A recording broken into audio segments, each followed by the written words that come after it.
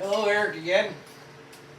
Just wanted to talk about shocks today, but if you take a few seconds and just hit the like and subscribe buttons down there, that'd be appreciated.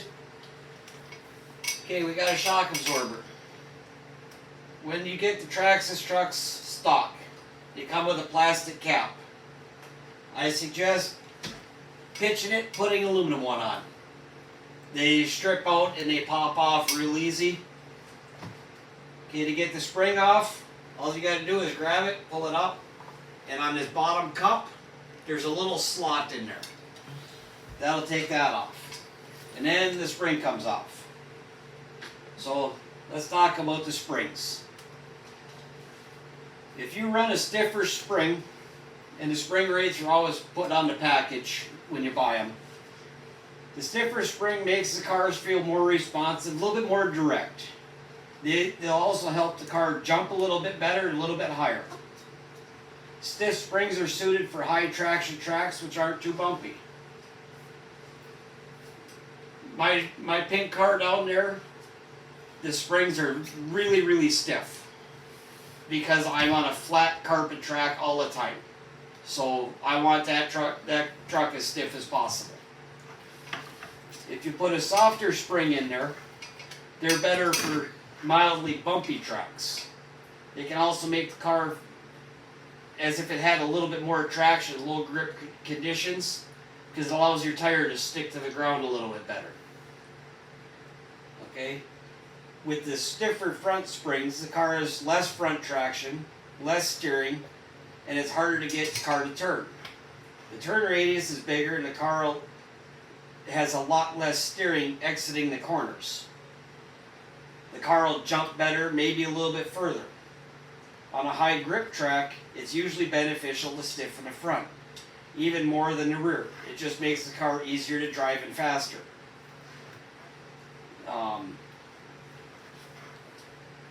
The softer front shocks, the car has more steering, especially in the middle part of the corner and then exiting the corner.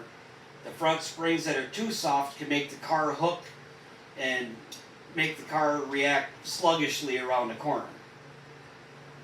With the stiffer rear springs, the car has more steering in the middle and exit of the corner. This is especially apparent in long, high-speed corners, but the rear traction is reduced. With the softer rear springs, the car generally has more rear traction in turns as well as through bumps and while accelerating. Okay, that kind of explains the springs. The next one we got to go into is dampening, which is the oil that you use. Now, what we have here is 30 weight oil. That's what I'll use for the example. And the dampening, the heavier, the thicker oil makes the car more stable, makes it handle more smoothly. It also makes the car jump and land better. If the dampening is too heavy, traction could be lost in bumpy sections. Because the shock, once it impacts, it can't come up fast enough to catch and rebound to the next jump. Okay, the softer dampening is a lighter spring, or lighter oil, and is better for shallow, ripply bumps. It makes the car react quicker. The dampening should always be adapted to the spring ratio. The suspension should never feel too springy or too slow. Okay? If you put heavier weight oil in the front, your turning radius is going to get a lot wider, but it's going to turn smoother. The car doesn't hook suddenly. The car is easier to drive, and the high-speed steering feels very nice. If you put lightweight oil in the front, the steering is going to react quicker, and it's going to have more and better low-speed turning. Heavier oil in the rear is going to make it feel quick and responsive, while the rear stays relatively stable. If you put light oil in the rear, it makes it feel very easy to drive, and the car can be thrown into turns. more rear traction while accelerating. If one end of the car has slightly heavier dampening than the other, then that end will feel it has the most consistent traction and the most stable when turning and exiting corners. The car with slightly heavier rear dampening or slightly lighter front dampening will feel very stable into corners, and on bumps and whoop sections it won't feel touchy at all. So basically, that's in the bumpier tracks. You want a little bit softer so the tire reacts faster. On a less bumpy track or flat track carpet, you want a little bit heavier so you're not bottoming out your shocks all the time and it's not kicking back really hard. It's not basically bouncing like this. Now there's shock pistons. Well, let's get back to the shock and then I'll get to the shock pistons. This end unscrews off the shock. Okay? There's another spring holder that goes up on top. This pin, this shaft, comes right up and you can pop the whole thing out. So you're left with the case and the piston. Now this piston has 3 holes.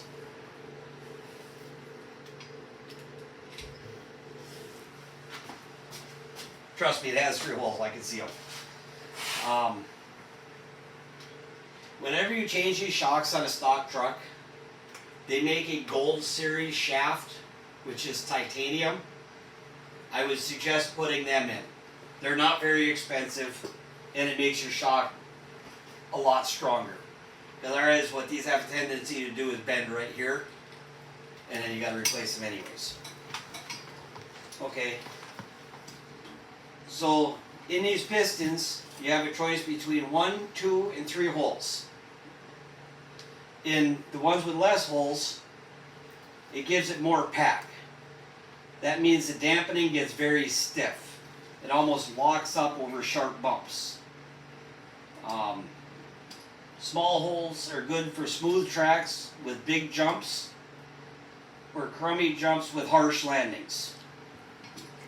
1 hole is going to make the shock react slower as it's going. If you get 2 or 3 holes, it means it's going to have less pack.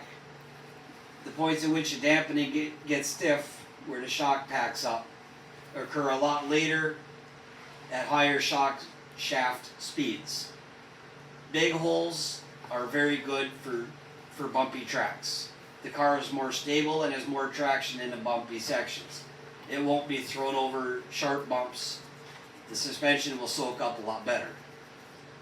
So what I do in most of my trucks is I run a heavy oil and I use the 2 or 3 hole design. The heavy oil does not go through the holes as fast as the light oil, and it dampens how quickly the spring can react going in and out. That's basically what the oil is doing, is just slowing the spring rate down.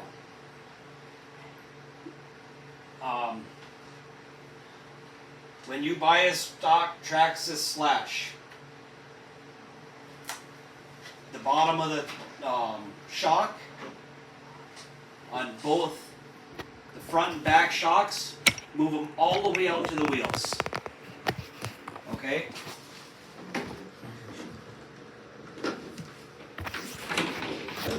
They're not all the way out in my front. Okay, right here you have 2 holes to choose from. Move these shocks all the way out to this outer hole. On the back end, right here, you got a choice. I think there's 5 holes there. You want to go all the way out. That will make a Slash feel the best. And that's just from experience that I've had. That's where the trucks work. Because normally when you buy a Slash, they roll over constantly. that will stop it from happening. Now let's talk about why the other holes are there. If you move the front shocks more inward on the bottom, it usually gives you more low-speed turning. We're driving Traxxas trucks, whether we're bashing or racing, who really cares about low-speed turning? Okay? It also usually makes the car very hard to drive. When you move the bottom of the shocks outward, makes the car very stable, but has a little bit less low-speed turning. Who cares? You know, if you move your rear more inward, it'll make the car soak up bumps a little bit better. It can handle a car in a corner a little bit faster. It can also be good for bumpy, low grip tracks, but generally stability is greatly reduced.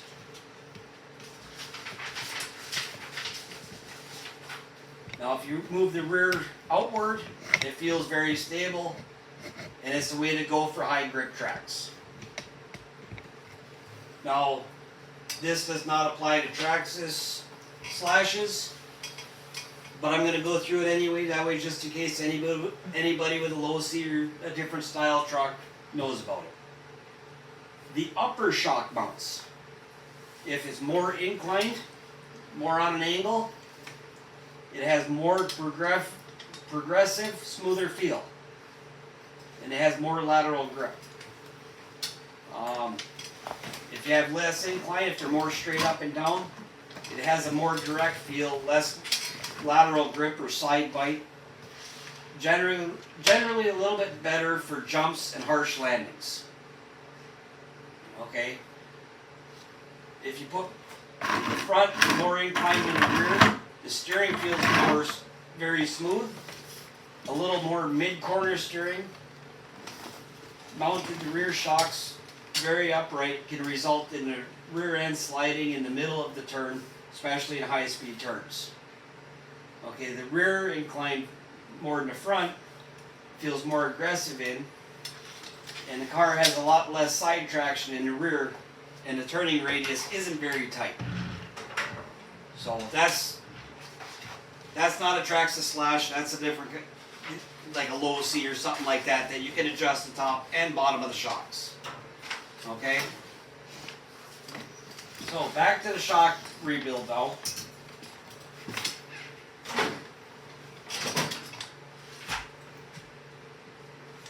I lost the shock. Where'd it go? Not that shock, the other shock.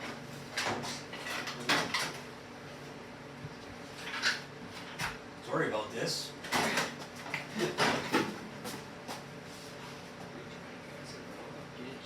Okay. Well, we're going to use this shock real quick because somehow I lost one.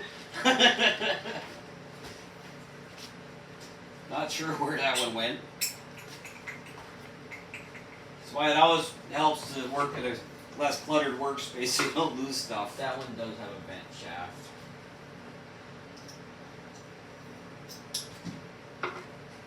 Okay, now,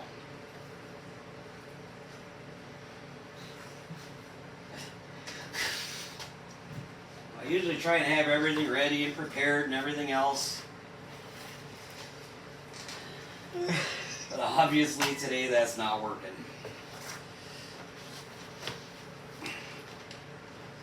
As you can see, I had to bend that shock shaft straight again because it's a little bit bent.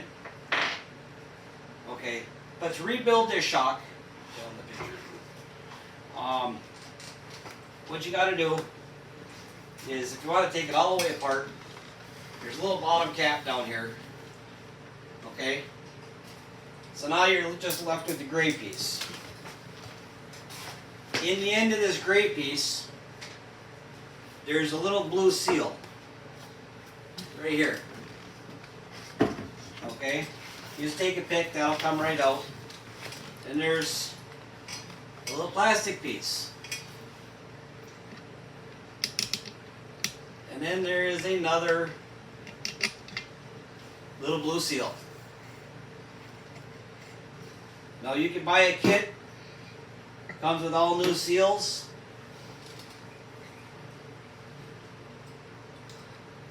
So you take first rebuilt seal, you stick it in the hole, and you put it in there. Then there's a black spacer, and you stick that in there. And there's another blue seal, and you stick that in there. Okay? Now as all three of them are in there, there's a bottom cap on the bottom of the shock. You screw it on just a little bit. Because otherwise when you go to put this in there, you're going to rip the seals if you tighten that down all the way right now. Until this is in there, don't tighten them down. So now at this point in time, you can take your shock and you can drop it back through the hole. Now you can tighten this up. And you should use pliers or something else. Okay.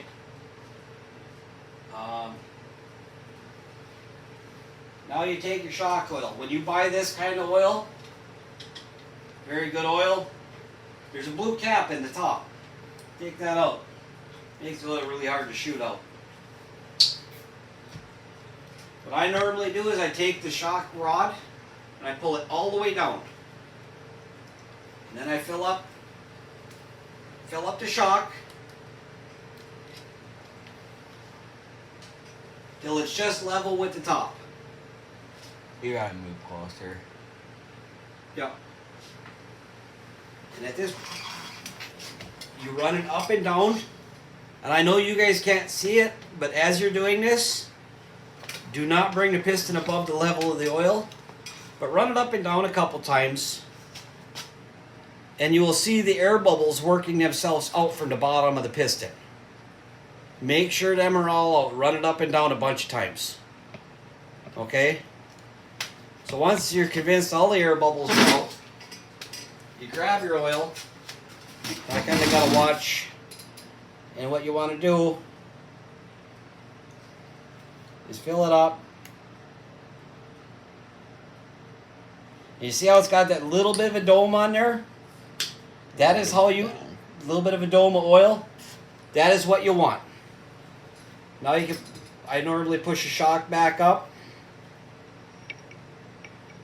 Not all the way.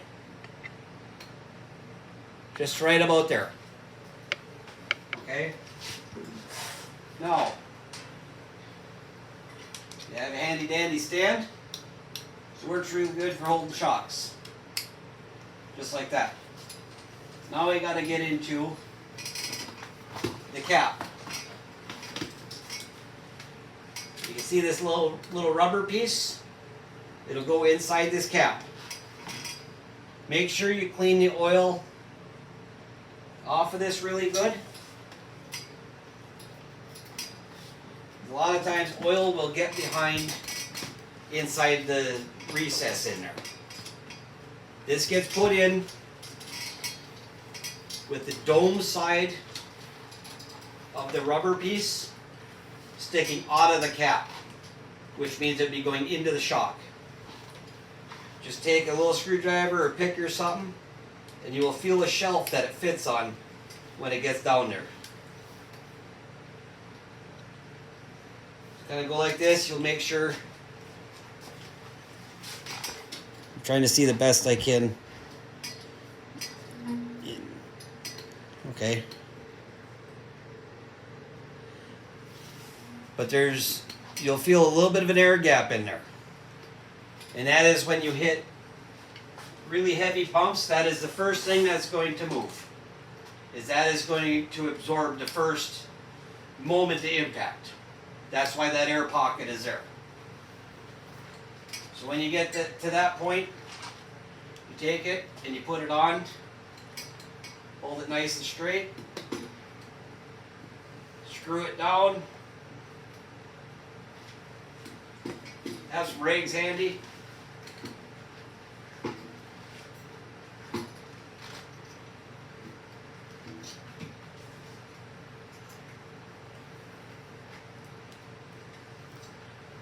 It doesn't have to be very tight. Okay, then you take your eyelet and you thread that back on.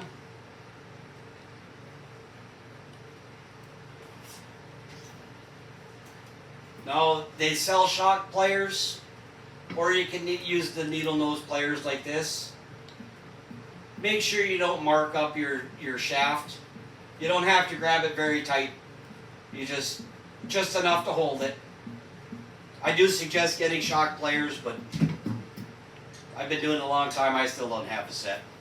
So when you go to assemble the shock again, there's the upper shock collar. That's right here. That goes on first. Then your spring goes on. Then you squeeze your spring down. And you have your bottom shock collar. And that's the one with the slot in it. Put it over the shaft. Right there. When you're done, you got yourself a rebuilt shock absorber. And it's good to go. So I hope that helped. There's a lot of information in that video. So, and basically, what the shock absorber is doing, this truck here is really bad with shock oil. And if you watch it when it, see how it bounces? That's because there's no shock oil in the shocks. Or the shock oil is too light. Do the front. When the front end, it just boom. It almost sounds like a wet towel when you're throwing it on the ground. That's what you want. Even when you're going off of jumps, that's how you want it to sound when it lands. So, you may have to watch this video a couple times to get all the information. There's a lot to it, but that's about all I got. So have a good one.